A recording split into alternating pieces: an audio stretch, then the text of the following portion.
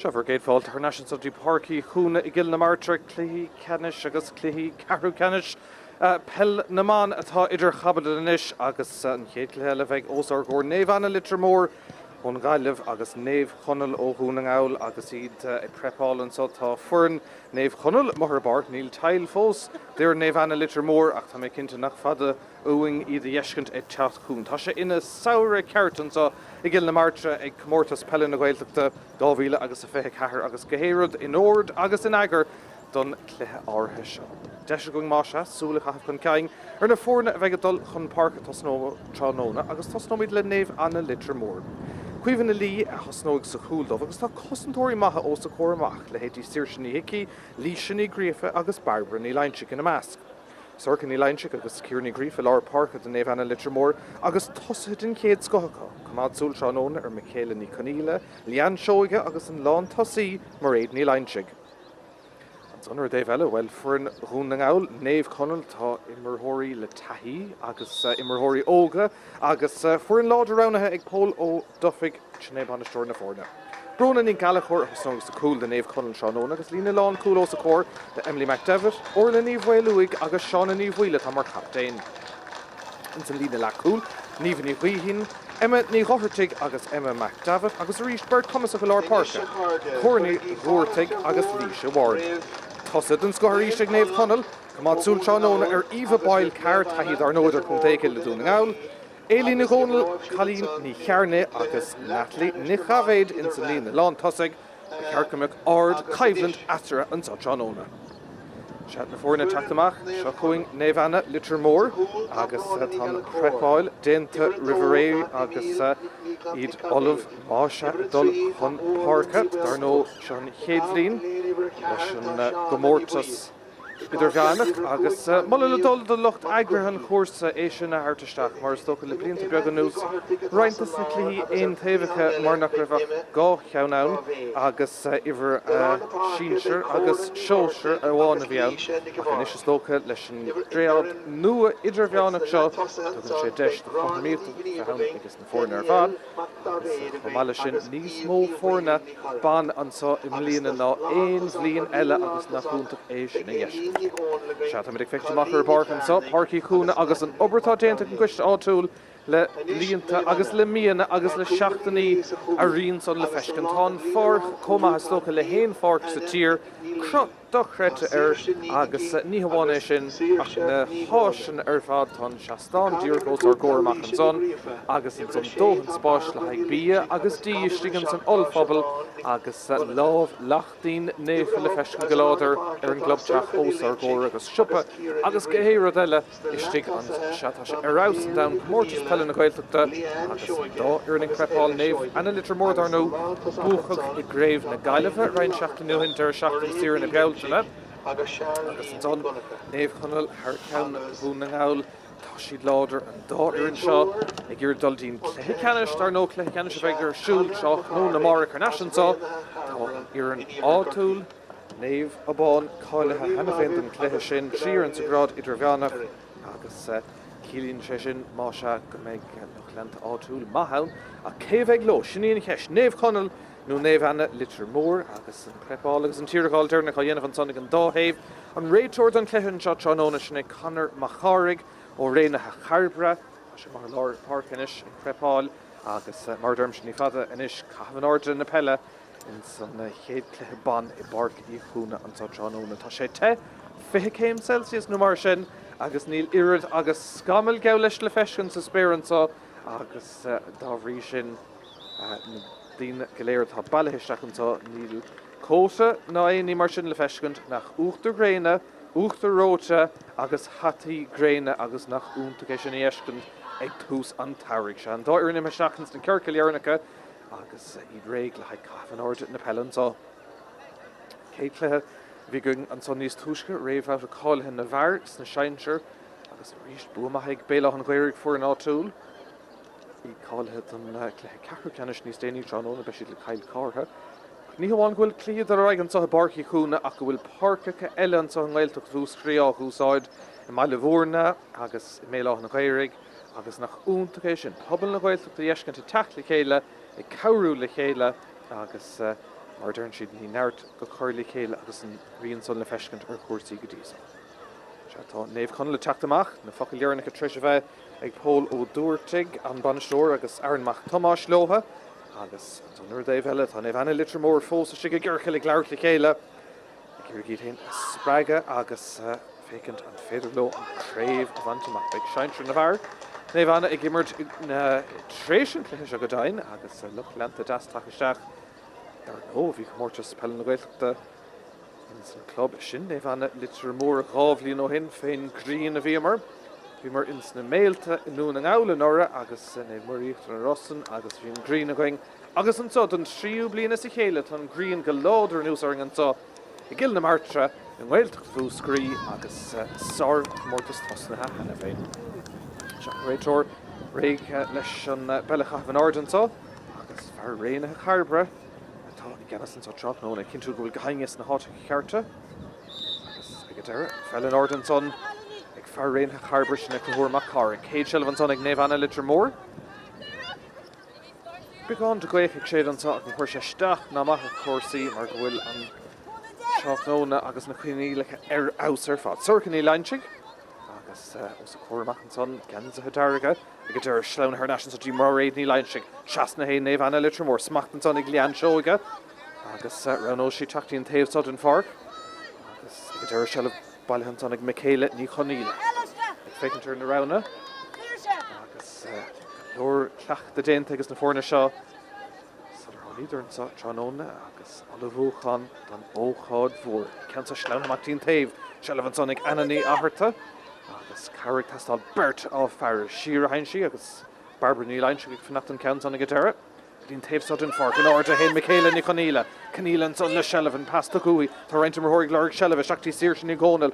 Seileadh geall leis an gahabhaisteach ag Naomh Conaill Leitir Móir agus iling ag teach níos scéire de Barbara ní Leansigh agus ag deire si coolú siar an sontí lean seoige. Ag deir an ceann son ag mar réad ní Leansigh. Fós adul an ceann son búilte ach ag deir bhfuil se cumátha leistigh níl tá sé díreach methe ar thaobh na lámha deise chéad chance ar scór ach ag deir go bocht ar thaobh na lámha deise agus ar fóraíl agus an cic amach inis le teachtó brona ní chaile chur cúlbáir Naomh Conaill.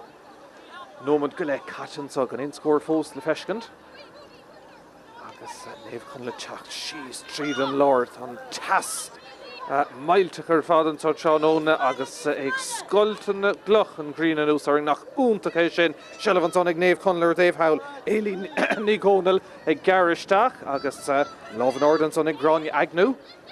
Réiteoir scuile leis an immert níos an obair chosanta le déanamh ag Naomh Conaill Leitir Móir amach dín clíán an so Eva Bail Carr taithí go leor ar nó leis na Conaill an idir chuún déile blianta beag an seileadh an son ag Daniel ní Chábhéid agus iad Lord duine in áit níos fear can san me seach sa cúnge obair le déanamh Hail an son áfach ag Naomh ní Cuihan agus Irene Leahy an fella chamad leis dig an lámh an ard an réiteoir agus buntáiste átar seileadh gcónaí ag Naomh Conaill buntáiste caitin is an réiteoir agus súla buinte den fellar feag second ach ag deire seileadh harnáis ag Naomh Conaill agus iad gur brise tríd an son Daniel ní Chábhéid Trasnaríh brú a teachta tá Cailís an son feicithe ag an réiteoir beag céad seans ar scór inis ag Naomh Conaill agus Conaill scór fós le feiscint I Páirc í Chuana ag Cluiche Leathcheannais Idirmheánach Naomh idir chuirithe Chuana Naomh agus chuirithe na Gaillimhe an tóca gard machtaíonn Clíán an son agus Natalia ní Chábhéid sleannisteach sa cúnge se níos fear ó Naomh Conaill tá siad fáinneach ar naistin ní Chábhéid an fella dul ó ghuine go duine go marann sa mar thóir leir Parkinson Louise Ward níos Daniel ní Chábhéid machtaíonn Clíán immert clistean son obair le déanamh ag an tosaí Hail agus an ceann son Rite Haran lína go deire ag an cic taobh lína if ábhar Naomh Conaill Leitir Móir. Is se chuúna amach rístíd Anna ní Aharta She's agus rú her maithe dhéanamh inis Comórtas lína cumad díreach leistigh ag Champíní na Gaillimhe agus maintear Chonamara an seachún rístíd. Cinn taobh sod an Páirc an pastin gan a bheith úntaach ag deire I brín amach de Barbara ní Leansigh. Se Níos fear bhfuil oscail, bhfuil slí éigean tríd an son. Slíon ceistin ceann an mehar stray. Obervad an son ag Líise Ward agus deis ag Naomh Conaill chatterísh blockall magenta ag Naomh Anna Leitir Móir an fell a dul ó Iran go fuireann an sa. Her national Naomh Conaill ach a ríist Dacratí ag an dáhéamh Shelva Cailún seachú Naomh Anna Leitir Móir bhfuil brise bhfuil slí éigean tríd an son. Agus contúirt a gcónaí an son den Naomh Conaill. Machdín Cleahan bhfuil seansar a géad cúlíonn an sa Tráchtaire anna cosanta dhéanamh ag Naomh Conaill agus siúráilt an son. Kick séir agus beidir go méid nóta tóga den achtra sin comá ag an réiteoir tá fearraon a charbre cruthór cáraigh dul trasna beag kick séir ag Naomh Anna Leitir Móir agus deis ar an géad cúlíonn an sa Tráchtaire. Beag na cúgnómad caite féin tas áling an sa i gil na Martra. Agus réiteoir dúircha cinn tú bhfuil go hainge réig agus tantar sé deis den Naomh Anna an kick séir se hógant. Slúte stig san olphobal ag buint hanna as cuasaí bí agus tí go héanáis ráis stig ann. Ní bheith gaine dul bháile agus ochras ar an kick séir sin a tapta seach iar Garrón ag Turling.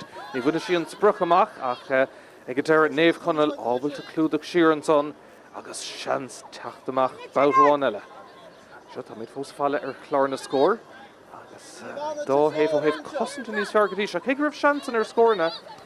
Dí se mar dermse an dáhirirn ó héh cosanta níos a feart Cluiche Leathcheannais an feic an réiteoir agus tá ban Naomh Anna sínt an son sníon lán cúlí siirsin í hici agus gortú a chorasta siúd réiteoir tris an kick séir a thart Naomh Conaill ach beag mail beag an son der an réiteoir cruthór mar charig neach mis éí an son agus secondtéire an fell tucha siar an son Comórtas Peile agus dar nó Naomh Anna Leitir Móir fééis stúra Joan Flaherty, Tomás Flaherty agus Siobhánaí Flaherty.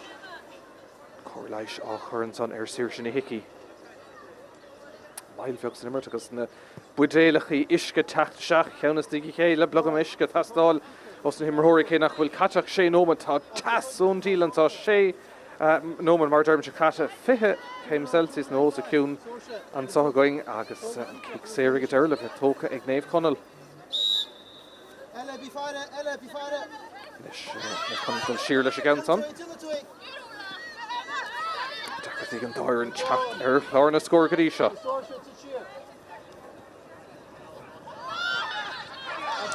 Rís gati maithan son ag Naomh Anna agus an chalís céilte ag Naomh Conaill be kick séir an son isteach ag Naomh Anna an féidir sin a thart isteach agus thart fé in scór an lántasíonn sin mar réitní Leitse ag boga futfad na Páirc ach rís dí halabhú maithan son ag Naomh Conaill. Sin déanta cúplóir ag Naomh Anna seilfta cúthar bhádróéis agus lúsanis ag Naomh Conaill ach a rís an cansa gearthamach a hiúntach ag Naomh Anna Leitir Móir agus deis teach ar an úntaí ríist Machdín Cleahan Shelvan son ag Gaeltachta agus Páirc tastáil iad isteach sa cúnga híos. Tá stracha agus lábh mór heimpailir an son a dar an réiteoir agus cílíonn se sin kick séir leisteach ag Naomh Anna isteachtaín cúnga tóca go mar Míchéal ní Conaill inis le seilbh. Chuirteú isteach agus deis an son ag Eleanor ní chealaigh pas tí mar réad ní Leitse seansanis ag Naomh Anna an ceantan ag Turling Garda ís contúirteiste an son ach an réiteoir árá go raibh ag an feic an son agus beag nót eile tócha d'achtra agus kick séir isteach is dul me bheith ann go deire tá sé fearraigh a chéir a cuasaí chalís tris an chiich dul isteach agus cílíonn se sin inis go méid seans ag Naomh Anna thart fé na posta níl éon scór fós agus 8 nómad caite agus siar raig Naomh Anna sceansa siir sin i Conaill.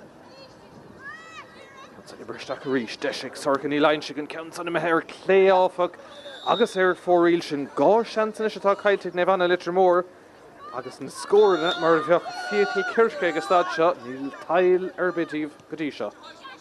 Amach an son go le Líise Ward. Ordan seilbhar an good son an Páirc go dtí seo ach níl se le feiscint ar chlár na scór.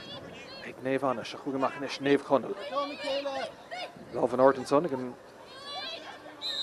Naomh Anna agus tá an cansa Leitir Móir mehar strair eistan son agus sin déanta an dáir an gotí seo an go si cum an socrteach Naomh inis oscailtíiste sleanaisteachtaí eileáis spás ó sa cuaach teanta ag Naomh Leitir Móir cosí teacht agus stopper 5 second in order hin an count son ach a ríist héamh na lámh deise agus fórín na seansanna ágrothú ag Naomh ach níl siad ágríocht nu agus beag díma ortha trí ceann de seansanna caiilte agus os ceann nómad catansa I gCill na Martra.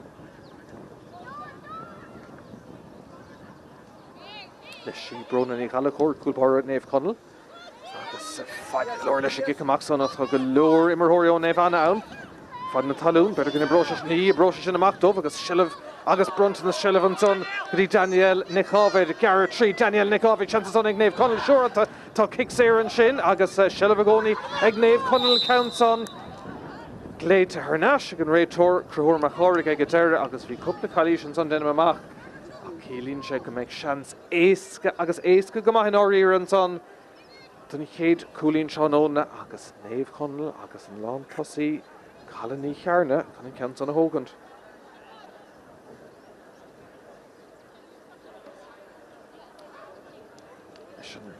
Séir seo díreach os cór an cúil agus idir cleachta go mar ré an lántasaí Cailíní chearna cearcaach strain bith an ceann son a róú Sathairn seasan an denómad agus cúpla second caite agus deire an chéad scóir fecantá ag Leathcheannais Idirmheánach na mBan. Naomh Conaill ná se chlár na scóir agus Cailíní chearna.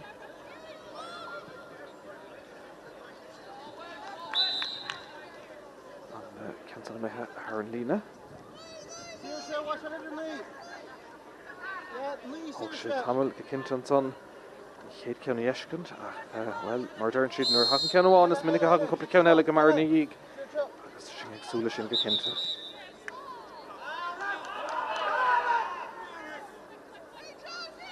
An sa go háitiúil sásta leis an réiteoir ach ag go deire ceann son dal bhábhar Naomh Conaill báthóin na chéad scóir tróna má sé Cailíní chearna ó hiic séir agus an ceann son well ní bhú sé beáin I bhádón cúil ag deire raibh dul amachtaí clíán se chun Naomh Conaill ríist curtha rún an áilantá seachtaí leir sillah an son ag Laois Award féhrú aber cosanta an na bhatha dhéanamh an son ag Naomh Anna brú tá siar an son atá Naomh Conaill báthóin a bhfuil slí éig an tríd sin íon ceis sillah an son agus deis ag Daniel Nichábhaid an count an na meitheisteach sár cúlín an son ag Nichábhaid bhíidir féhrú ag go deire sillah sleanna amach chuaigh agus scór amach sin gá cúlín maras a chéile ag Naomh Conaill.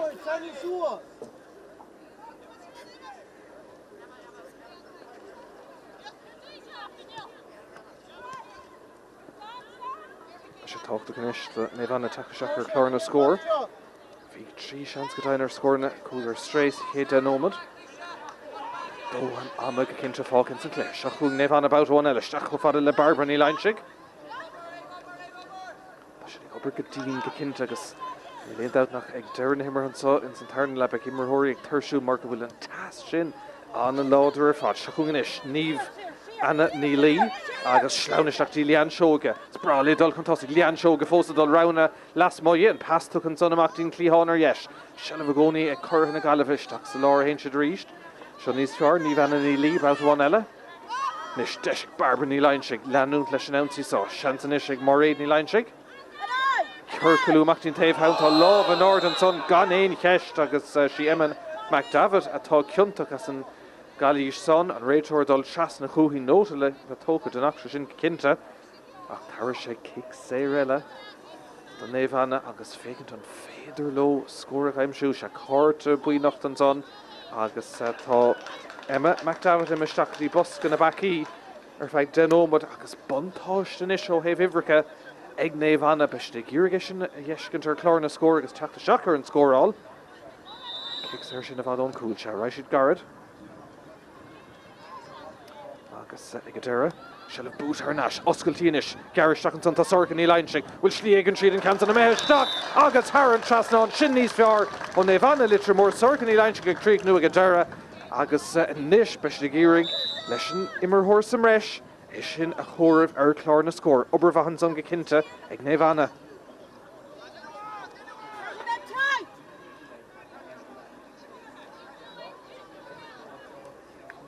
Kick Mac Tóca agus Sullivan son dul over Naomh Conaill about one ella.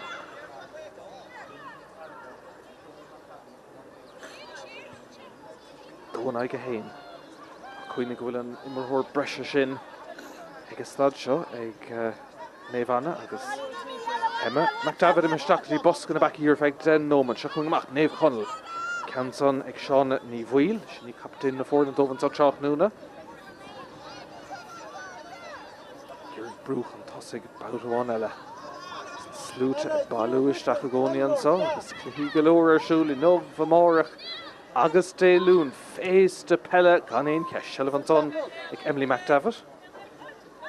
Agus deachirtí brise tríd an son, tá Naomh tristíad am siúr go mór na nifrach an son.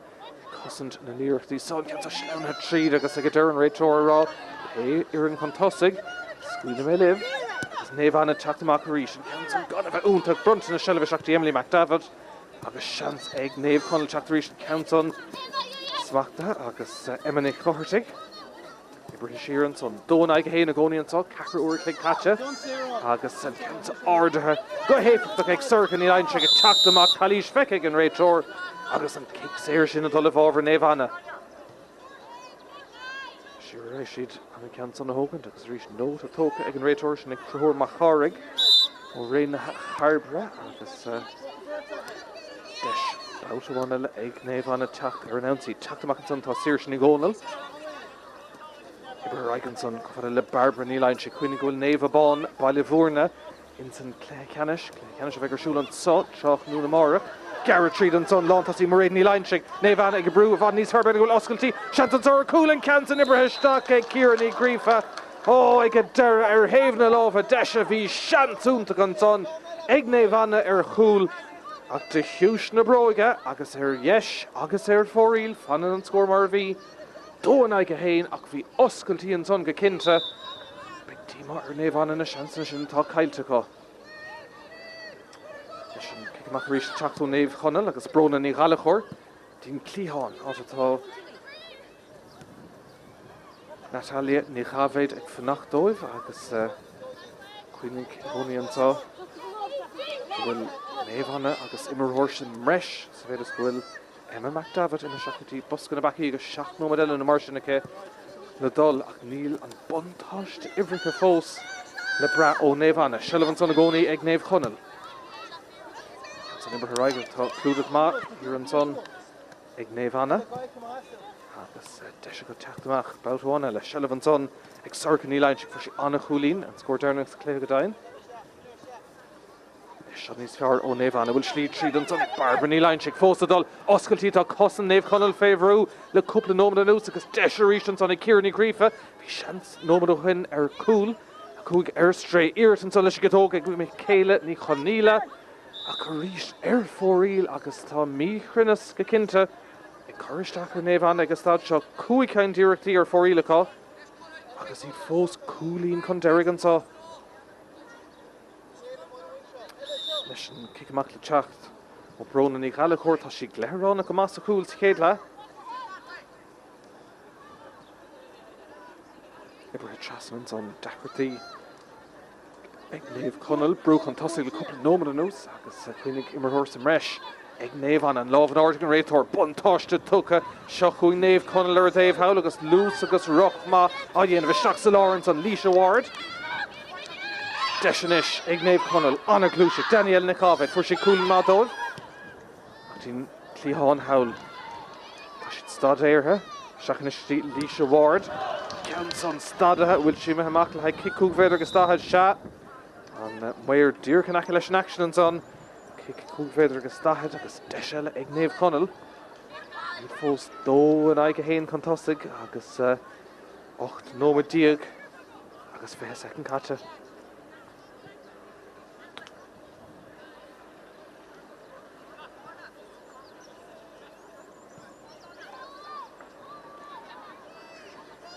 Kicked cúg seo le bheith tóca ag Naomh Conaill agus chalín ní chearnig a thógaigh tá cúlín amháin na kickatí seo is sin an teacht ó chick séir más búmhór Green a bhí díreach ó scór an cúlach an ceansa bhd níos teachra sin ráte sé sena clachtas dul an cuair sin ceann ís le ní brín sé sin amach. In néchar den Naomh Conaill agus Bronton is Shellah Harnash ag Naomh Anna Siacún amach lús anta freisin an lábhan ordig an réitor buntáiste tucha. Seach go fada le mar réadní lainsigh. Tá sí gléireánna go más a cléthe chum agus feicála go leor Shellah. Naomh Anna is a gur cuasaí chothar múntá. Shellah an son ag Ciarnaí Gríofa. Ach dín clíháin hawl agus. Shellah gcónaí ag Naomh Anna Leitir Móir ní Gríofa. Bout bháin eile go dtí mar réadní lainsigh go leor Shellah céisiúd ar eistíd ní Gríofa agus ag deire Páirc Castáil an son. Buna déanamh ó thaobh cosint inis ag Naomh Conaill brú an son. Circan ní lainsigh go Garrett tríd beidir bhfuil seans an son leis go tógan ceann son an dul isteach stoppa áfach ag brona ní ghalachir cheas sí an fód istigh agus ag deire ceann stoppa agus ní nach beidir nóman do gohfuil fós do dul muscan na bací ag Emma McDavid agus an son ag Naomh Conaill Harnash le cúigar díag agus déireann go meisiad sásta go maith an fód a bheith seasta agus gan éon scór bheith Gaeltachta go fóil. Mar thóir Naomh Conaill sínta an son hawl agus cóir leiseach tastáilútha. Go leor clíd ar nóirsúil an so agus an baile bhórna agus an méile an gcuireadh Tráchtaire seachtainna agus sin ag súil go mór leis a bhééis de Peile. Mar bhí mé ran níos túisce cinenne má Cill bhar déanta an goiste agrathe agus an rutá déanta ná 3 grád a bheith ann ó thaobh cluiche na mBan im líana agus na Sainseir Idirmheánach agus chomáile sin craobh na seoir a dul raibh chomá agus is dócha go dtugann sé deis. Ní hamhain níos mó fórna bheith ann ach go bhfuil omíocht a bheith níos mó atra agus tá sé sin níos táchtaí bhí rein cluiche beidir bhfuil bíonn beagánús agus is dócha go raibh sé dechar beidir uaireantar cuidas na fórna a lí seachar na cluiche nóir bhí batrád á fáilte ag roinnta marthirí ach ag deire tá na fórna agus na cóirich chuna bheith bhad níos congraí am líana agus is maith é sin. Ceann son dulta siar ríis agus teachta amach an son tá Naomh Conaill cúlín chun tosagan so ísisiil go maith háid ó thaobh scórálaí agus cáfas na go méid an breise tastáil chun na fórna seo scarúntaí chéile ar bail Shellah gcónaí ag Naomh Conaill isteach sa láir a haon siad. Dó in aige héana na gcónaí an so agus ag deire Naomh Conaill go dtíon taobhsáid an Páirc átá élín ní hóna le fannacht go faideach isteach sa láir a haon siad Íomha Bail Cairnis. Peidir léhí siúd scór na ghaimsiú agus crothú Harnash an son dí Daniel Nichávid fuair sí cúnaí man níos túisce ach dín clíán an ceann son i tachtasteach ó Natalia Nichávid ach díreach a ríist ar dheis agus ar fóriil an chéad seans tá caiilte ag Naomh Conaill ach brú an son go cinnte le feisce do thaobh cosanta agus abair déanta cosantóir Naomh Anna Leitir Móir. Cuimhní lainis sin cúbar Naomh Anna teachta amach leis a gic agus cuiinefar ceann garda thugant ag deire tu sé meach go fada díon taobhsa á tá líon seolga tre sé bhú agus spásanis ag Naomh Anna. Cinn tún son praban líró a tá far agus an drom go chomás atá éon far Peile sa tír am rálibh ag fécinn amach ar an sa tráthnúna. Obair dochreid a déanta agus deiseanis ag mar réadní lainsigh bhfuil cailísin son níl ar an réitor híl si go raibh ach siar go deire go fada le eile deis agus oscailtíonn sa bhfuil cúlín an cóscór ag Naomh Anna Shellah gcónaí siar a chaisiadul agus brú an son ar eile ar ní chealaigh amach tín clíháin a hainsi agus obair le déanamh an son a clúd a cosint ag seán ní bhfuil captain Naomh Conaill agus ansaí eile stop a ríist ag na cosantóirí sin tá éfachtaach agus éfachtaach go maith ag Naomh Conaill deir clog bhfuil 7 nómad agus cúpla second fánach chéad le agus well céim na immersion son a deir an moltóir agus ag deire séir ag Naomh Anna Leitir Móir ní fadan is go deoch ag Emma McDavid ar naisteach ar Páirc agus be cúigur díag bout bháin eile ag Naomh Conaill ach níor bhain Naomh Anna beidir mór an de bhaintáist as díma ar heile sin can éon scór fós onar imríoch nó onar díbríoch Emma McDavid Nes a chuún sorcan í lainsigh cosntóir fág na díag an son ach deachirtaí teach níos congraí tus na postaí beidir bhfuil seansan is an ceann son a teachtasteach ach a ríist ag praba agus sin sé cheann díreachtaí inis atá mé ar string Naomh Anna Leitir Móir ní héanach raibh na seansan a cos chéad le bhí go dain ach Aspercrinish ó héh chuidegus na hirirtí sinna chuirteach go mór ortha. Cílín sé sin go méid kicamach a ríiste ag brona ní chala chóir. Orta haon siad sin ríiste ag Naomh Conaill. Íomh Peil Carr. Tasomdí nach chúnta é sin ag tús an bheitheh agus Naomh Conaill ag dul sa tóir scór eile. Isteach sa láir an son. Deis.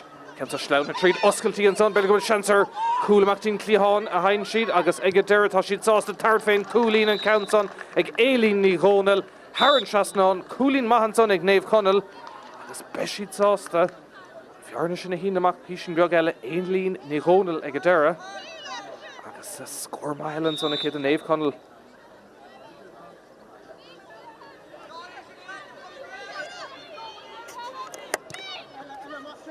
No, agus cúpla second fáca in san céad leap ag dímar Naomh gan a cúlín amháin ar chlár na scóracha. Agus núsar sin sé ceantíirtí stréis seach chun inis Naomh Leitir Móir. Den éigen top to love chuir an order agus canarachta spáint agus tús a chuir beidir lit tréimh se scórála dómh Shalvan son ag Siobhan McDonough agus ag deire mar réad ní Leinsig. Browsach ag fé cadó tá love an order an son agus ní léon ceist nach go méid kick séireach an carta sníon ceist. Bhí sealamh baile an son ag mar réad ní Leinsig agus love an order í strachathe chun talún agus ag deire an réitúir dúrach sástan nót a thógann an achtar sin agus seans ag Naomh féidir le scór a chrathú scór fáil tastáil agus stáid seo siar hain go fada le Saoirse ní Conaill. Pas Garden son go fada le Leanne seoige. Tá lu chuinna go duine mar réad ní Leinsig dechartaí é chumádach tá sé bhfuil si brúta chun talún níl atá bhfuil atá lábhan orda an son ag an réitóir níor tháinig aon bhantáiste as sin agus ag deire Leitir son ag an réitóir agus cílíte sin go méid kick séir congra cumad an chúlín áíre an son ag Naomh agus be de ggéirigh an count son a chróirú Harran Seasnán deir an clog bhfuil ceann ómad de mar sin fácas i chéad le trí chúlín ag Naomh Conaill agus cúlín amháin fós ag Naomh Leitir Móir. Is an kick séir seo le bheith tóca ag Sorcha ní Leinsig. Seansa siúd an bhearna sin leidú go dtí cúlín amháin an count son ag teach de ciúis na bróga ibrithe isteach agus Harran Seasnán scórmaithan son ag ní Leinsig. Tarna ceanna siúd seán óna agus rís ní leastra cúlín amháin.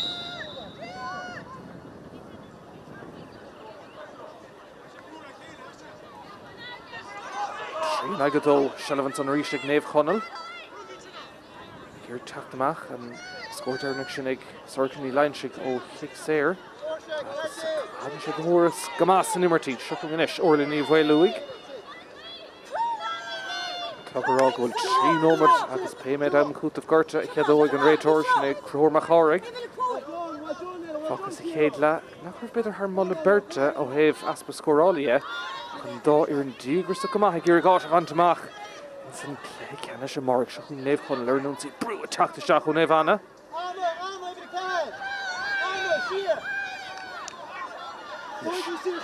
Naomh Conaill dul tóir chúlín na beidir cúil dá bhaidís rih le am agus Daniel na chábheid a gearad tríd an son tá lús go cinntas na tosathe bríomhar se na chábheid a gcónaí tá beirt fácha ina díoga cé ach ag deir an count son Lagasteach dí láir chuomhann í lei agus ag deir a cúlbáir Naomh i gur teach amach bát amháin eile an clog amachtar an gáómad agus cúpla second fáchas i chéad le bhfuil cúlín an cóscóir in Naomh sinníon ceis a chun Míchéal ní Conaill.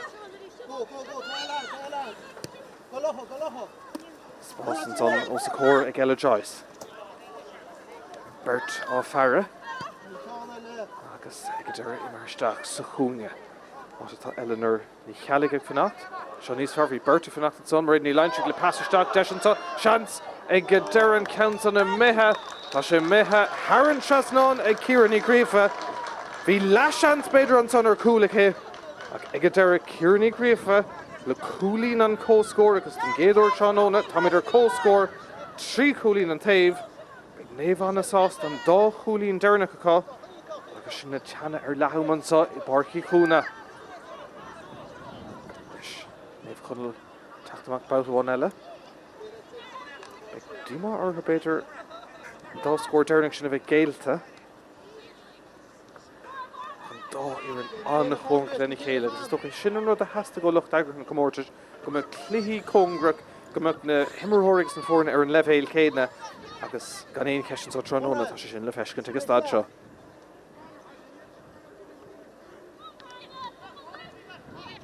Báilteáin eile, deis ag Naomh Conaill, Iarracht Garrión ag Turlingt ach ag Casa agus réimhna lábha deise sin gá iarracht ar fórí le siúd. Cuinnig sé ceang de iarracht ar stréig Naomh Conaill Leitir Móir sa chéad le.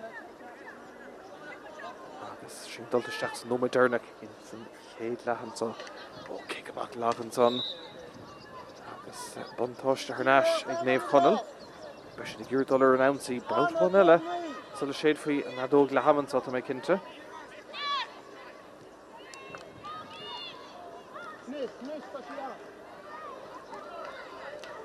Naomh Conaill tris an ceann san na Gaeltachta. Beidh go mbeadh seans ar ansaí óin eile dogad hain agus bhrála hotála seach tríos na seomraí festis agus iad in nuachtar lábh an ordan son ag an réiteoir bhfuil buntáiste níor tháinig aon buntáiste an son. Brú feicithe agus beidh cic séarmach ag Naomh Conaill Leitir Móir seach an ríistíad. Trí cúlín an taobh. Cochar a háid an géadúir an sa tróna. Deagar na bhórna seo scar an Tony chéile. Is Naomh Conaill teacht féin tas. Trach nó na áling ar fad an sa Gael na Martra. Agus cóir agus chuí agus gohéad furfad an Comórtas. Naomh Conaill is sleanú tríd. Deagar dín fella cumádach tá sé có.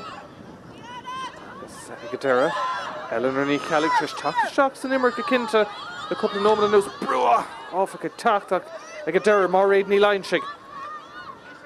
Naomh Conaill le seileadh gcónaí an san tre cíarní gríofa bhfuil chalís tá sé géirí teacht amach in slí agus an cuma ag an dearg le an fella hartúí an son agus thurca ní lainsigh báilteáin eile deis beidir amháin eile ag Naomh Conaill rih séad na fadóig ag lehaim agus sír sin í hóna leis. Teach sa láir héin si tá sé ag brú chun tosa go láidrin is mar réad ní lainsigh.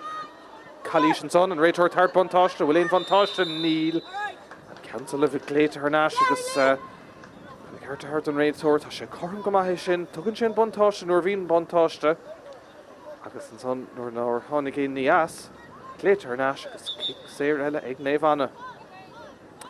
Mid nómad agus fithe Tháirn trucha agus má sé ní dom go bheith comist mór an eile action in san chéad lechan sa ag Cluiche Leathcheannais Idirmheánach Naomh Seans ag Naomh Conaill Leitir Móir beidir buntáiste thart-ló seach tríos na seomraí festis.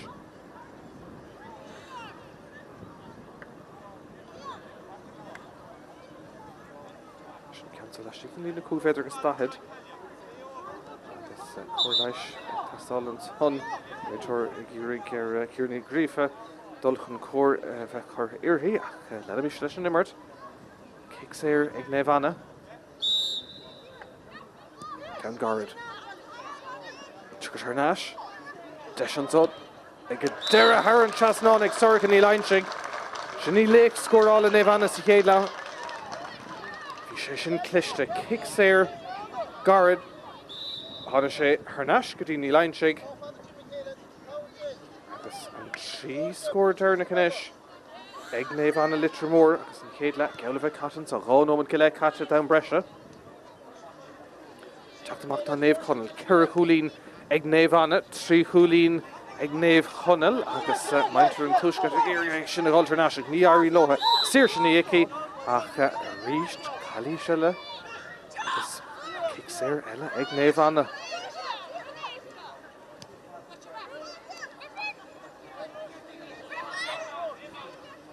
Réiteoir fear an úrdóir san go scuileadh sé leis an imirt seo dul ar aig mar réad ní lainsigh beagán de an réiteoirí hachant.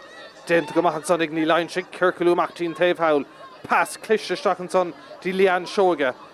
Ag deire seileadh cé Naomh Conaill ag iarraigh fécinn bhfuil scór eile ar fáil rivan brise. Dín taobh sod an fár go leorí mar thóirí fannacht. Tá sé tris fealsú cinnte le denómad an ús barbar ní lainsigh inis. Bertó sa córt, raibh sé siirtí sír sin ní Conaill. Ag deir barbar ní lainsigh báilteáin eile tá go maith ar an am in san chéad le agus ní mór don Naomh Conaill thart fé scór go marú séidir an réiteoir an adóg le hama bagólam. Ceann sa ibristeach go ríist agus lábhan ordan sannig Anna ní airta, Shellah Cé. Dacratí third fé scoran so.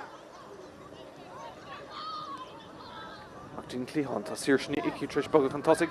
Eric to Houston Brogan, so much in the Mark.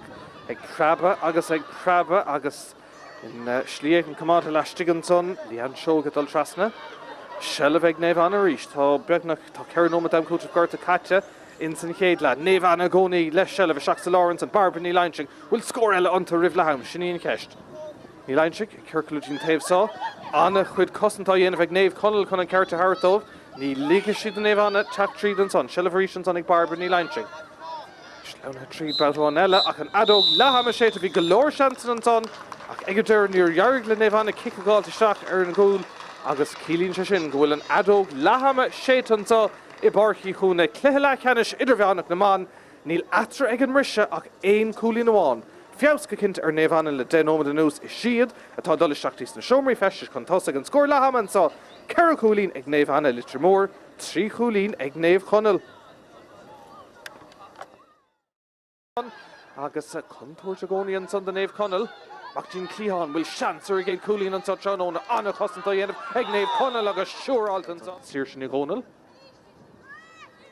Ibristach Rish, Deshik, Sorkany Line, Chicken Counts on a hair, clay off, Agus hair 4 reels and Dirich, Os, Corn Cool, Agus, either Clach, the Gamar River and Lantassi, Colony Carna, their Carcamax strainer, Behan Counts on a Roru, Haran Chasson on Den on Naomh Conaill about one, and Will Schlee, Egan Treat, Shinian Kesh, Shellah Son, Agus Desh, Eg Daniel Nichov, and Counts on a Mehesh Stock, Oh, Sor Coolin and Son, Eg Nichov, Shellah Boot Hernash, Oscultinish, Garish Stock and Son, Sorkany Line, Will Schlee, Egan Treat, and Counts on a Mehesh Stock, Agus Haran Chasson on Shinnies Fjord, on Naomh Conaill.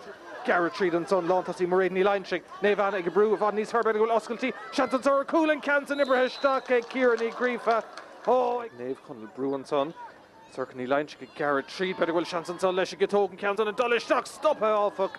Eg Brona Nichalakor, her national son, Di Daniel Nichovi for she cooling manis Tushka, Mactin Cleon and counts on it, talk the stock, on Natalia Nichoved, Akdir Karish, the Tachnis Concrete, Tusna Posti, better will Shansonish and counts on, a talk the stock, Akarish, Eg Krabba, Agus Eg Counts a Schlauna Treat, Osculty and Son, Belgium Shancer, Cool Mactin Cleon, a Hein Sheet, Agus Eg Derritoshid sauce, the Tartfane, Coolin and counts on, Eg Aileen Nies, or can you line chick?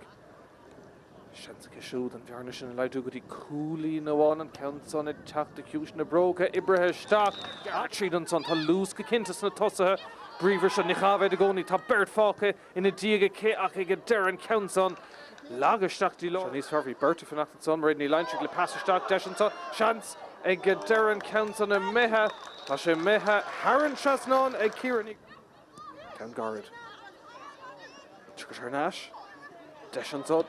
Eg Dara Haran Chasnon, Eg Sorkany Line, Shani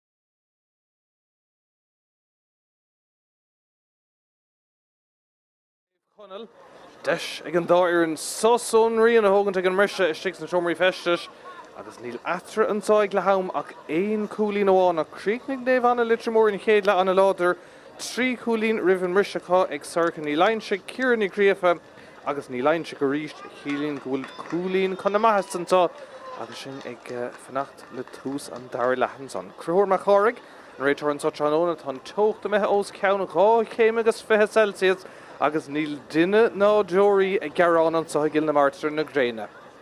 Se áitin san Cluiche Leathcheannais Idirmheánach an dúis tas an bútóirí be sin ar siúla going díomh Tráchtaire mBan be sin sa ríist I Páirc Chuana agus mBan bailmhórna cáil hena féin tríorn go dainn sa Comórtas Idirmheánach Sathairn líana. Agus ag buntáiste go cinnte ag an iar na bhuaig an Sathairn na Cluiche maithbheithe cá agus brise thairíthe agus an son all bhúd an craobh mBan. Is an réiteoir réig leis an beilechah an áirde. An tarna Cluiche an Sathairn an cé ceann réamh ráute na bharníos túis go búte ag an bhuireann áitiúil eile Peil á an ghaoirigh agus be ceann eile na bhar teachtaíoch son sin idir an daingan agus Naomh Conaill Leitir Móir sna seinseir ach an ceann agus na súlar fad an tá ar an tarna lá Naomh Conaill Leitir Móir agus Naomh Conaill agus sin maintre chun na mar ar an ansaí seach a fada le máréid ní lainsigh. Anna immert déantacha sa chéad le deis ar cúlín agus an ceann an sleánathe isteach agus ag deire míá agus níl chuntóir glanta go fólaistigh deis maithan son ach maidir trasna difriocht idir scór agus gan scór a bheit ach seidir neisig Naomh Conaill tá stig féin browsach ag túsan dair le mar éad ní lainsigh ar an tarna iirecht díreacha Taran trasnáin gan strainer be agus gá cúlín in is after Naomh Conaill déanamh go maith.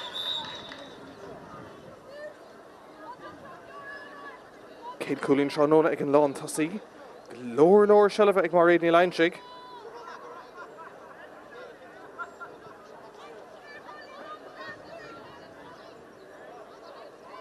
Mar chuinínta bhíidir trína go héin chun deireadh tris cúnamad agus 20 chéad le, ach críoch láidir in san chéad le, agus níos go dainn chéad scór sa tarna le cóir is ag tastáilú imirthóir Naomh Conaill. Agus mhair dúircha cinn tú go an cosantar go bra go merige chuneisiir na cosa agus go me sé cearcolóir leúnta raig agus an ciceach le teachtó brona ní galachir sinní cúlbáire Naomh Conaill an Tráchtaire.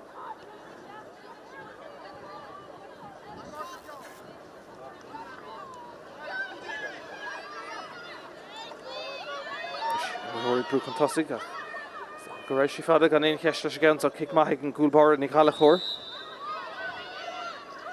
Leis an deasóg an láirde san ar anna chiicamach an son líród ag praba agus ag deire I bhábhar Naomh Conaill boutáin eile bailithe siar an son ag Sathairn ní lainsigh. Seach go fada le líon seoige. Formhór na seileamh ón gabhaisteach sa tarna le go cinnte ag Naomh Conaill Leitir Móir agus seach go ríiste líon seoige an tamsa.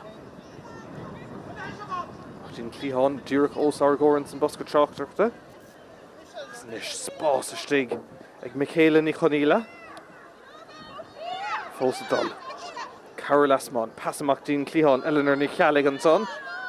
Caisí Circlúisteach agus mar réad ní lainsigh boutáin eile seach sa lár an son. Seileamh ag Barbara ní lainsigh se níos fearr Naomh Conaill gan éon ceist ag túsan dair le agus mar réad ní lainsigh boutáin eile tarf sí fé scóirí héanach an ceann son ag casa ag deire agus duine amach inis gurbh sin an 7 iirecht atá mithir stréig Naomh Conaill agus beidir go spána sé sin raibh go leor seileamh cá ach gan é le feiscetar clár na scór go dtí seo.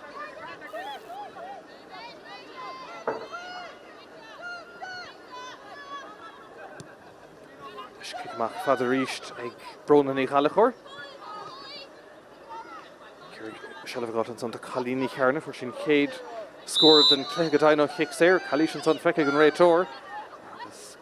Go an buntáiste ag Naomh Conaill.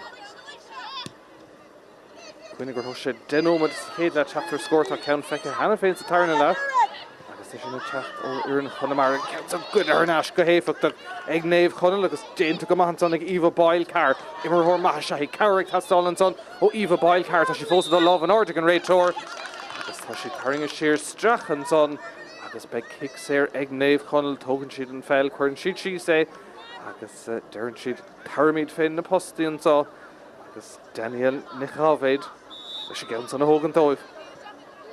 Deis an bhearnas luachar atra. Imimelan díon ceansa bult go holca cé, beidir gan na bros amach ag Darren ní énig agus ag Darren imime amach lé agus an tríú iirt tá mithir stré ag Naomh Conaill.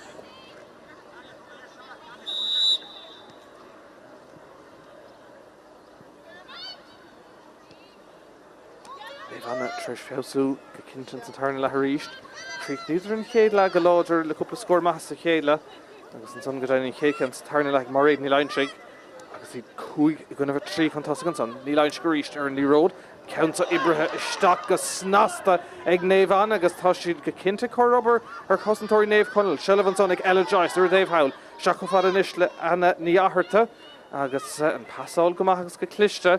Ag Naomh go leor immerthóirí an Dave Sathairn is glóir na Peile. Trasna an son go fada le Leanne Seoige ach an Ross Boot an son ag dura ag Naomh Conaill agus deis teachtamach ar an ansaí. Ceansa smachtathe Daniel Nichávéid. Cliste. Bhraig agus Seileh an son ag Éilín Ní Conaill. Naomh Conaill is tóir ar an céad cúlín dá go taon sa tarna le. Seileh an son ag Gráinne Agnew. Bhfuil slíd tríd sin ceis. Deis an seig Nichávéid bet bháin eile, mach tin Clíháin. Emma McDavid, ar nó chaisi den ómod a moscan na bachí sa chéad le, ach filte chuig nómad Riven Brisha. Fear an son tá mar réad ní lainsigh. Brú an son ó Naomh Anna. Agus ag deir Naomh Conaill le Seileh an son ag Emma ní Gáirteach ach cos choirteach an son. Agus beag an kick séir i bhábhar Naomh Conaill. Cúig an aige trí gcónaí an so. Sé nómad geall bheith caite in san tarna le.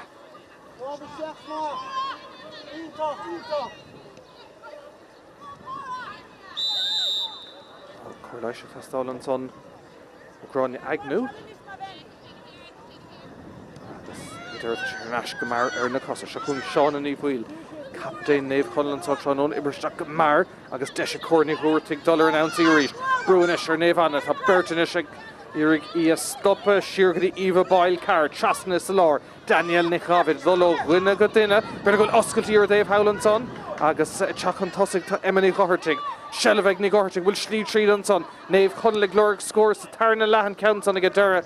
Lágiúir isteachtaí lámh a cuimhní lai agus is hirir le cúlbar Naomh Anna teachtamach báúháin eile. Cúig an aige trí gannach scór amháin feice in san tarna le agus seach nómad geall bheith caite. Slua ag faristeach in san Seastáin agus ar na taobhacha agus an tolphobal lán nuair bhí mise teach tríd agus daoine ag briscast agus lón agus go héadrad eile úntaach ar fad an curchuige agus an obair tá choiristeach ansá ag an Comórtas Peile na Martra.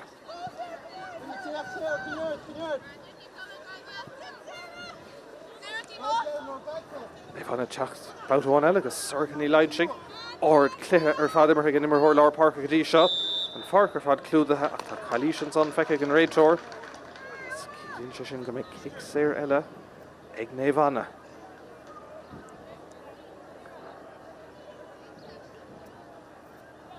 Deis an bhearn is mó choiridir na fórna. Eleanor ní cheala go hógann ceann dóibh ach chuirleis ag tastáil is dóla mó bharban ní lainsigh atá sínta an son istigh.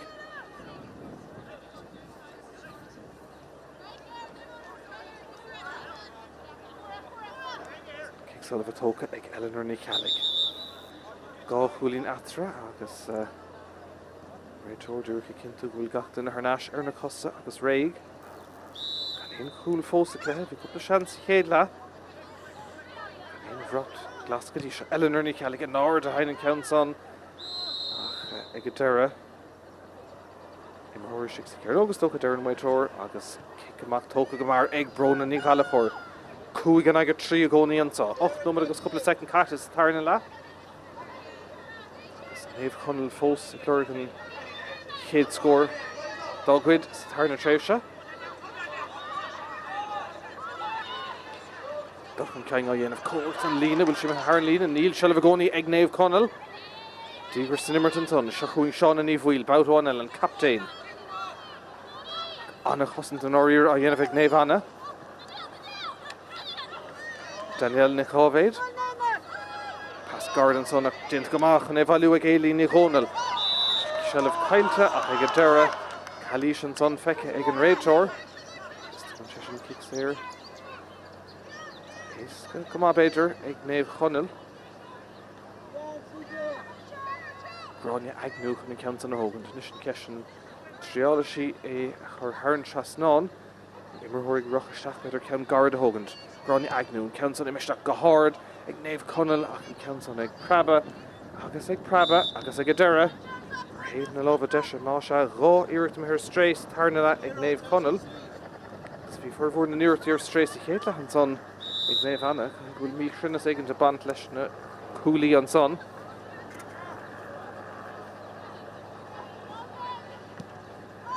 Ríist tóg ag Naomh Anna shelf glán tuk uhan son agus deis ag Naomh Conaill teach tríd an son ta Eileen Conaill. Oscailtí an son a seach sa Lawrence a bhfuil chance an son ar cúil ag a deran count son. Ó mí ar an tarna iirecht am ar stach sa líon tán.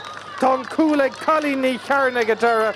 An chéad iirecht treis an mad a tras na bhúla ag freab an fell má Calíní chearna ar imime le cearn ó go léhí féin. Ceol bantas an angach agus sin scór cinúnach. Bhí mé dúrach arán ach ar féin chúil feice go dtí seo ach tá ceann tacanis agus i bhábhar Naomh Conaill agus iad gafa cúlín chuntasig héana trí le nád a cúig. Scór cinúnach gan éon cheist ingrán agus go héad ag taistil agus ag turlingt ósar geannan sa an drama agus an cúil sin ag Calíní chearna scór cinúnach agus luchlanta gan a bheith sásta leis an cinna son.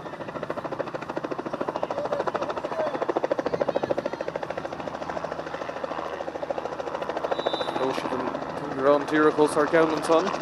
Right go má sé sé fágan na Páirc hawl.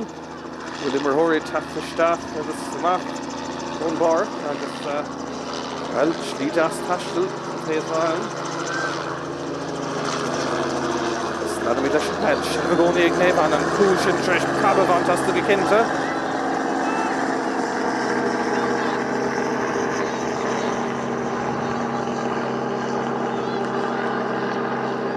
Cúlín na gcónaí is runa fórna.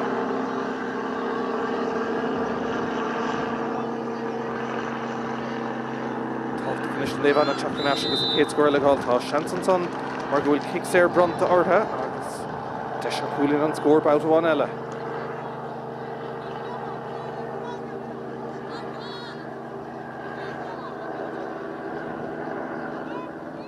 Kick séir seo teachta ag Naomh Anna tá sé cúlín chun deirg.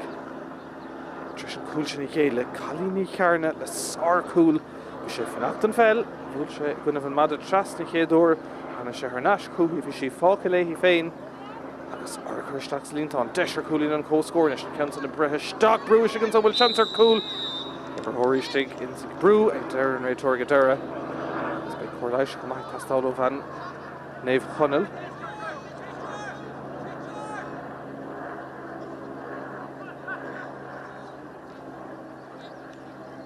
Cuoinnig go mbeadh beon so ar YouTube TG Cahar fegan teach nóna.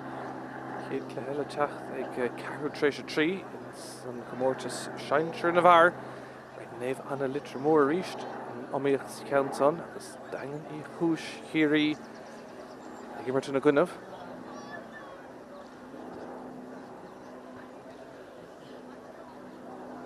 Mail fiochan son agus Comórtas fós ag tastáil ó bhean Naomh Conaill istigh sa chúil.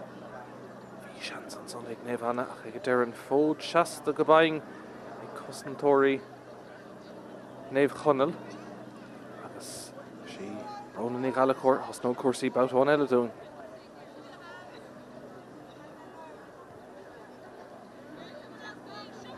Cúpla maile in san tarna le beidh cúpla nómad san reis.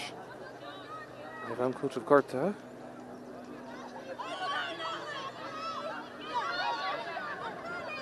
Dí go mar sin caite in san tarna le Naomh Conaill teachtar macarí sin le cúlín mar áras cúil sin cinúnach go cinnte mar go raibh na cúlíní rifhe sin feit ag Naomh Anna agus bhíidir tasnú ag fáilt ceannasaíocht ar cuasaí. Deisianis ag Gráinne Agnew. Teachtamach Naomh Conaill lámh an ordaigh an réitor. Buntáiste tucha.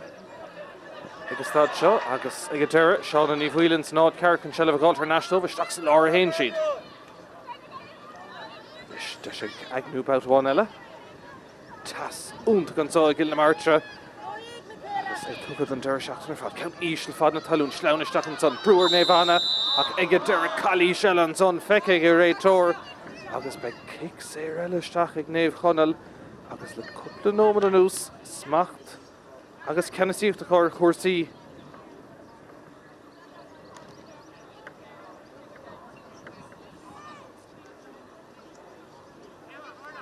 Séir seo. Tá bhearna hínamachtaí Páirc báutháin eile.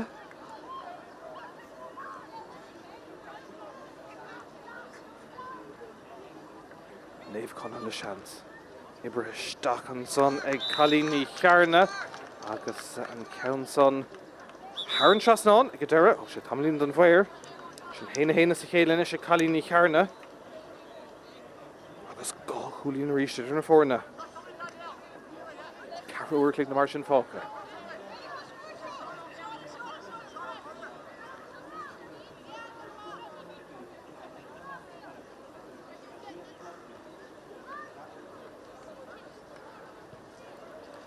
Sin réiteoir dúrcha le seachan son chun Leitir Móir chun an scór i chin tú tá ceistan son féin scór mar tá sé difriúil ar chlár na scór ná mar tá sé gamsa. Tá héna 4 le nád a 5 gamsa, tá héna 3 le nád a 5 ar chlár na scór agus ní go fis mórrán ag den ar bihan. So tá méid cinnte gur héna 4 le nád a 5 atá gceist ag Naomh Conaill agus sinanis ag deire tá ar chlár na scór an son dúr an réiteoir cinnte dúirtí mes a bhréach an son ar feith nómad tá sé ceartithe agus an réiteoirnis sin é fear réon chairbre chunar mar cháraigh. Lord na Peil agus caiisteach idirmheánach. Gá chúlín atragóníonn sa Páirc Chuana. Páirc nua forbethe dar nó taifir an cúil Páirc tréála. Bhuiin nóir ní thuama a bheith le hoscail go hifigiúil an sa trachnú na mar nó madanta lúna stólam. Anna snas agus clochar chóirsaí. Naomh inis mar réad ní leintsigh hir an son ag cabhrú. Taking she will score test on the Bruin son contested Chathamach and Love and Arden Rator Buntosh Tartan son the knee line shift hawk 3 Untagintagus Ingel Ibrega Kinta Shakuganish Kieran Creefa Naomh Leitir Móir Announcy Sponsor Dave Howell Officer Dave Shaw Searching Holy Lord na Peile I get there to Kalish Fecking and Rator because Leitir National High Kick Sayers and Naomh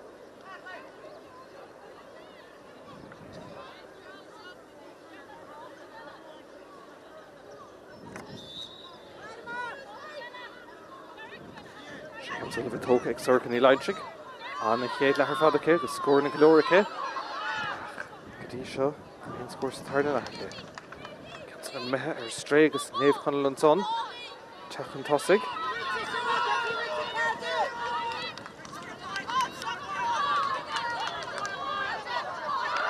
Deisir Dave eile ag Naomh Conaill ceann sa sleanna trí beidir go loscailtí an son a cúil an ceann son Ibre isteach sa líontán agus sin scór cinúnach ag Naomh Conaill bhí annach chuid oscailtí agus bearnaí a meas cosantóirí Naomh agus ag deire neadathe sa líontán Éilín Conaill ag críochnú agus sin scór cinúnach an bhearna sin tamachchanistí cúig cúlín. Dó a cethair le nád a cúig.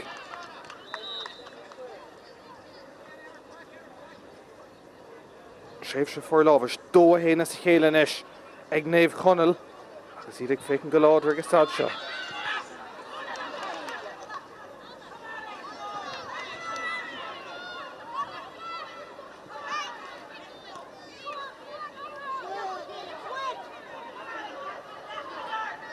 Sure Dave eile, Naomh sa tóir ar scór a haid tastal go dóta bhfuil oscailtí an saoir cúil stop ag brona í gála chóir.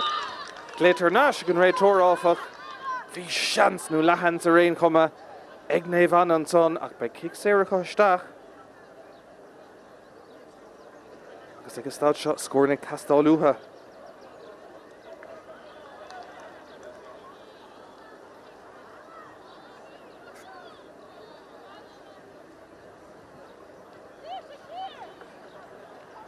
sin kicksol a tóca agus chuisteach a ríiste fóíil 8 gang díirtíar stréig Naomh Conaill Leitir Móir beag dímá hastig sé sinú hin áíir tris an Cluiche Leathcheannais an fósla dul agus dos é na mund na mar sin fáca ceach ríiste brona ní galachóir an garden tamsa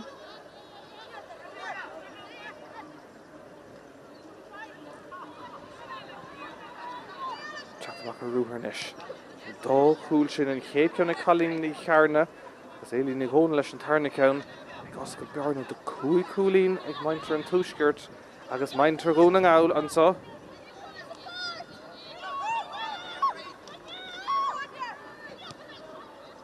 Ceos go cinntear go immerthe an ceann san imthe tríd an son brúhar Naomh Conaill agus ag a dúir an réiteórrá go raibh sé sin ní gleatha Séir amach le teachta ag Naomh Conaill scornig castáil go dóite ó Naomh Conaill Leitir Móir agus táte bocha chun tosaigh an réiteór.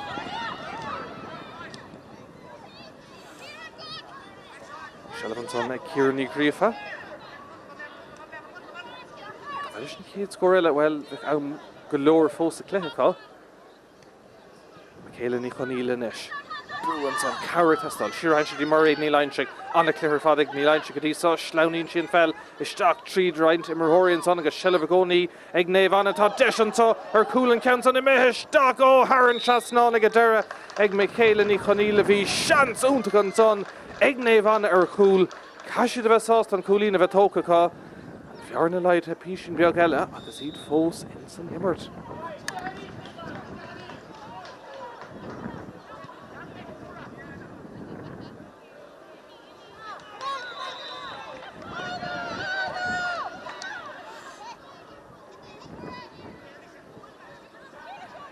Cúlín atra gcónaí ansá.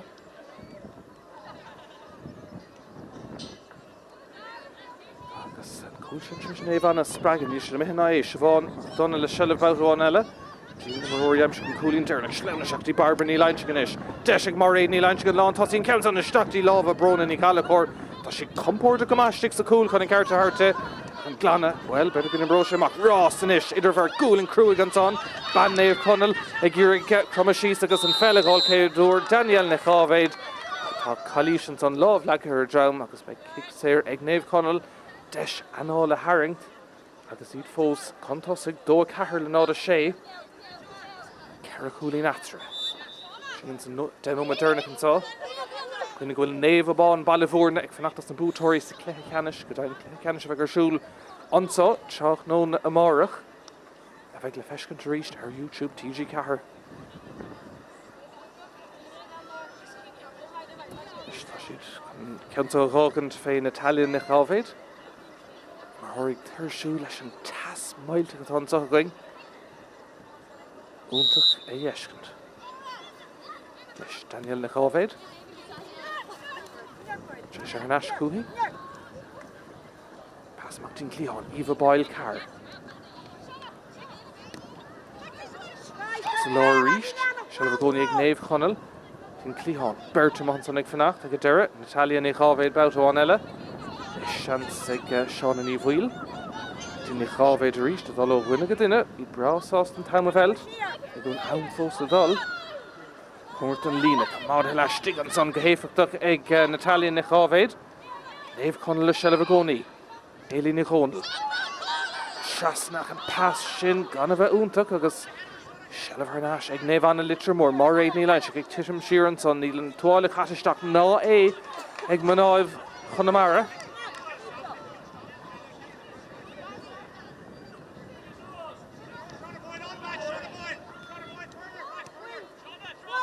Teachtanis. Bertistig agus, well, tá gádaí na spáiste an son, Eleanor ní chealaigh. Fós dul a thart fé cúlín ach ceann son ag casa tá mí chruine sa choiristeach ortha ó hús tránóna sin naig gang díirechtaí tá mithir stréig Naomh Conaill Leitir Móir. Ní héanach raibh na seans na cá. Sí brona ní galachóir hosan an cuasaí ríist dúin. Tá me go machtan tá tarna lá. Rúile na seo dhéanamh ag Naomh Conaill. Fágan na Páirc son ta Eleanor ní chealaigh, cé mid gan second take isteach ar bart dóibh.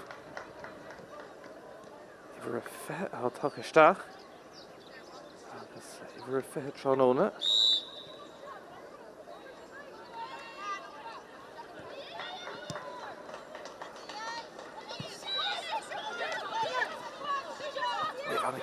He rode a Gaeltachta Nashik ní Irene Loha and the new Cohort to reach the Naomh Conaill. Agus sin sleanna trí Daniel Nichovi tá sé fécin dain chair beidir bhfuil scórna agus go dain cúil ionta an réiteoir chun sin na Léitir Móir agus ag a deirbe an kick séiristeach ag Naomh Conaill tá sé críicnú go láidir so chun tréimh se forlábh sin nuair fuidir rá chúil agus cúlaí na nimach cúig nómad an difriocht in áirí ratran tá Tráchtaire deis an farspáir sin na hína amach a ríist.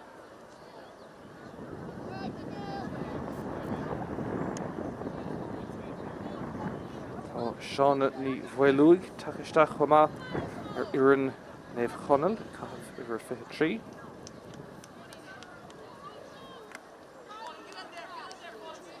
Ach tá kick séir ag Naomh Conaill Daniel Nichovi cúlín go dtí seo cé ag Siobhánach gan an Páirc a gágan dtíorchos ar gcóir le gortú ní deasta sin éiscint.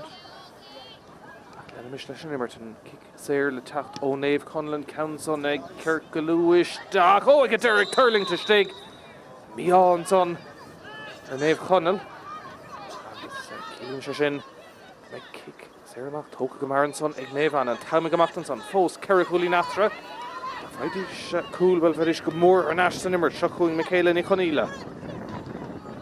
Mar réad ní Leathcheannais gan is a glóir na Peile ní bhaid sí Ciaran ní Críofa ar neistí ní Leathcheannais. Séir sin ní Conaill ceann íseal tín taobh hail bhfuil slíosteach belachaisteach chun taobh hail sin íon ceist tá sé bogalótha Naomh an Leitir Móir glóir scór an son chun an bhearna sin a laidú agus ar neistí mar réad ní Leathcheannais an dríála sé cúlaí ní haon déanaigh an count son imethe agus Sathairn seasnán anna scóir fádig mar réad ní Leathcheannais. Tarna ceanna go siúd Tráchtaire agus a brab nasúil ní Leatra a cúlaháin dó a cethir le nád a seacht anna scóir an son ag mar réad ní Leathcheannais.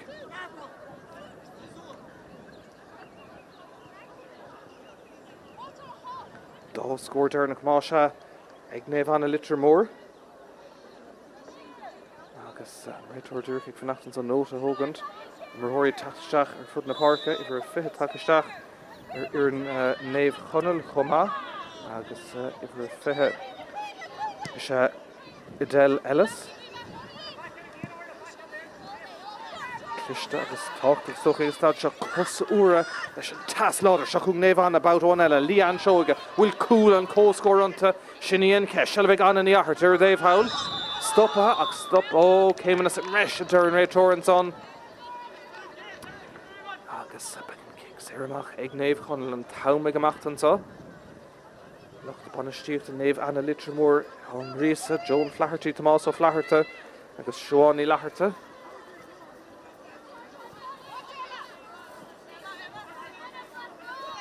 Taime gamachta gcónaíonn tá cúil atra.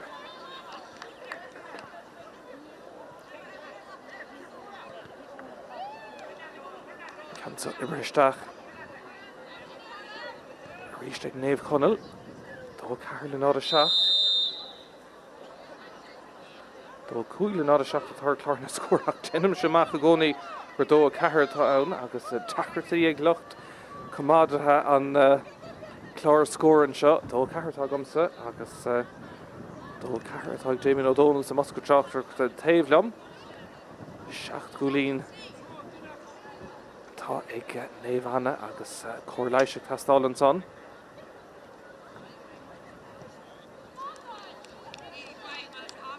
Táime gamachtan son gáinúmad a gnáim agus ar an clog ag chóirimh síos so ag right nómadí sa mreis le chur leis sa tas i mar thóirigh thuirstú anúd a tógaisteach an dáhéamh an dá chúil sin luach for an chéad ceanna chalíní cearna ar dahad nómad an tarna ceanna seach nómad agus dahad ag Élín Conaill Tarn si go bit na cúla bhún na cléí agus ag stad seo rá ceann ag fuair Naomh Conaill ó tá sé sin tíon an son ag an réiteoir an Tráchtaire Nash ag Naomh Anna Leitir Móir bouta bháin eile.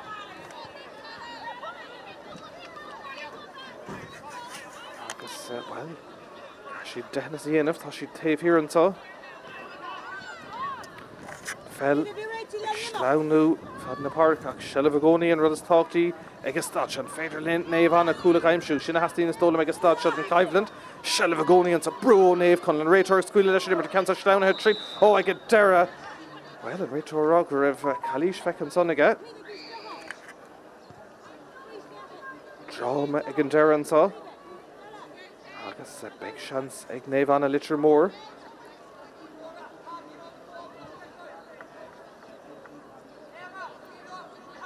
Cool idir na fórna. Nis dríála siad coolín. Nó é chuirsteach in san chearnóg sinní an ceist. Mórán am a fáca. Agus, well, dríála siad coolín. Elín géir go ma. Can san teachta isteach ach I dul trasn an cool. Deag díirtí nis am ihir stréig Naomh Anna Leitir Móir.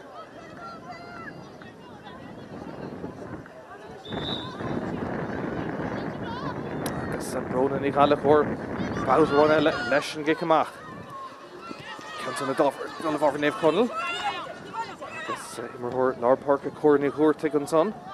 Imar tríd an deis an son ag seán in bhhuiil an captain an count an imar trasna deis an anna dí sinní Idel Ellis Harnastí ní bhhuiil ach ag a deir oberhá cosanta déint an son ag manáibh Naomh Anna Leitir Móir agus deis teach amach a ríist. Dó a cahar le nád a seacht.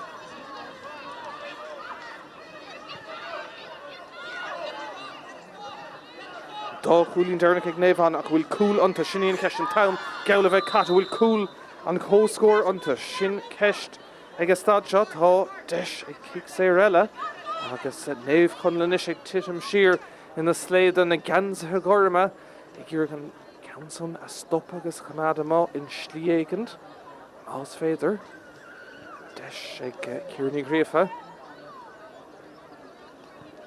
Caibhland má ach dá chúil sin na scór na cinúnach gtí seo seachún inis, ciúrní grífa, do Naomh Anna count an dul seachta imime cearnó go bhfuil sellh ag aine tá sé go snasta ag seán in bhhuiil captain Naomh Conaill agus an countsa ag teachtamach, dígurnig brú ó Naomh Anna Conaill agus Eamon McDavid, sí dul siar ní luhanis dul tras an chúlmórán agus ag a deire Carúló ar an tan Natalia Nichávéid agus Naomh Conaill an tan nómad os ceann an trucha ibrithe agus imirhan son ag an réitor. Dúir go mbeidh nómad na ghóil mar raibh stoppanna agus ahrathe agus chomhleis agus mar sin Naomh Conaill teach a ríist. Lámh an áirte an réitor buntá se tucha agus teach tríd an san tá se tá imirthirí thuirsú Naomh son ag Colí ní cearna scór na maithaigh ní cearna sa cléthe agus deisenis ag Daniel Nichávéid bhfuil slí tríd an son ar cúil eile Nichávéid go hard agus ag a deire Haran Trasnán scór maithaile an son ag Daniel Nichávéid agus ceithre chúlín agus gá scór atra ríist.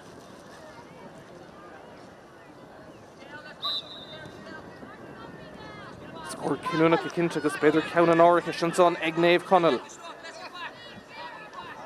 Naomh Anna ag tríd go dtí deire an son agus seachún inis ciúrní gríofa. Caibhlann a bhád níos fearr in san tarna le. Naomh bán ballahór ag fnacht in san Cluiche amárach dar nó. Deis ag Naomh Anna bhfuil slí tríd an son ag lean seoige. Cluiche Níl tá deir an réitor agus be cic sé isteach acha. Tá gánómad agus bheith os ceann an sucha tucha agus catan socha going. Bontáiste Conaill ag Naomh Conaill. Dó cúig le nád a seacht.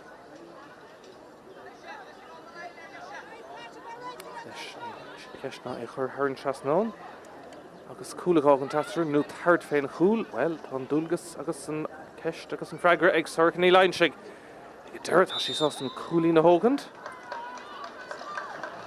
Agus sé sin bhfuil internationally cléthe ein scór amháin a ríist agus trí nómad an cúltah gorta caitan sa Naomh Anna cúl chun deirg an sa dó cúig ag Naomh Conaill, nád a hocht ag Naomh Anna agus, well, san go mbeidh gimmar tóán eile. Ríist cic amach an ordan san Harnastí ag Naomh Anna tá sé ag críicnú an cléthe seo go láidir. An buntá seo táirte an réitor tríála siad an cúla stóla agus státe chun cuasaí chotharmú ibristeach an sa dí Míchéal ní Conaill bhfuil cúlanta. Brú cosint an ish, Naomh Conaill, Moraid Drisleáin she can count on off, ag casa agus yes. Oh, Dímán son he ein count diag dír foríl an son ag Naomh Conaill Leitir Móir, agus an taum agus an cléthe Gaeltachta catan so. Dó cuig ag Naomh Conaill, ná a hocht ag Naomh Conaill Leitir Móir, anna dar lehar fadan so I Páirc Chuana, Cluiche Leathcheannais Idirmheánach Naomh Níl an Ross Rita fós. Camach agus Sathairn an son ag Naomh Conaill, Carnomid some reshos count and Tráchtaire. Is Daniel Nichov ag Coolíní maith aimse cisiúd in san cléthe. An count ag Leitir agus Cailísh an son feice ag an réitor. Is ní mórán atá fácathe.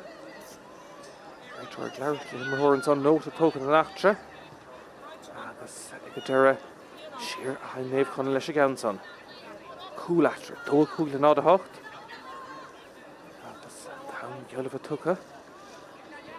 Silva goni ag Naomh Conaill.